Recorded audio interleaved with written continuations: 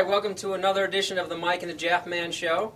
I'm high school sports editor Mike Barger, and I'm here, of course, with Mr. Fashion, Mark Jaffe, the high school football guru. And let's make this as quick and painless as possible for you guys. Let's start right with Torrington High. Second week in a row, they played very well, even though Wilby had a nice comeback in the fourth quarter. Derek Williams has become one of the top players in the league, bar none, and has really gotten better and better. His teammate, Dwayne White, another kid, it's another, not just a player to watch anymore. He's one of the top players, two-way performers. 2 weeks ago against Holy Cross, he had a touchdown for interception for the score. This week, he had 3 rushing touchdowns. So a real nice combination. Lightning and thunder is how Chris Eckert from Wilby described him. It's going to be real interesting to see how they do against Woodland this week. The left tackle, Ben Green from Torrington, said that everybody loves blocking for each other. And that's going to be that's a telltale sign for the second half to see if they continue to improve. Wilby, on the other hand, has lost all 4 games so far, but they're seeing a lot of improvement. They have a lot of good players, Mike, and they have a new coaching staff, a new system, and it's just going to take them a little time.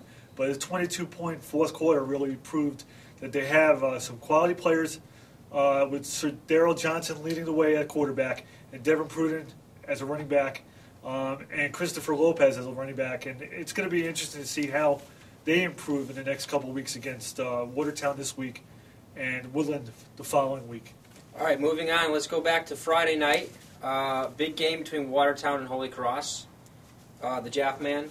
Another dominating performance from start to finish for Watertown, aided by the 4th straight 100-yard game by Chris Corbo, who's just getting better and better and tougher as time goes by.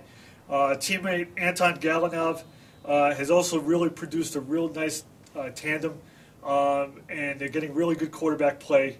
And so it's a combination of things. They're getting good blocking, the defense is coming up with timely plays, and they're running the ball, and teams that run the ball usually are successful. All right, let's move down to the Valley for a minute. Seymour with a big win over Naugatuck.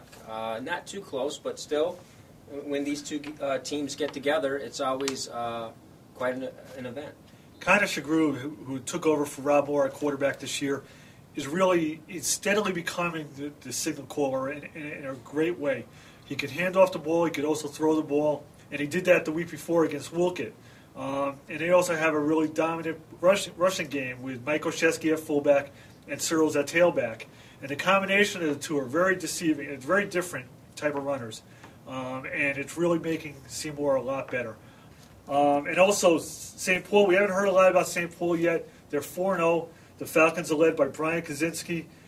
He threw for 290 yards and 4 touchdowns last week. But the biggest thing is no interceptions. And Jude Kelly loves that statistic. So do I, and that's a great statistic to have. 0 interceptions when you have a passing quarterback.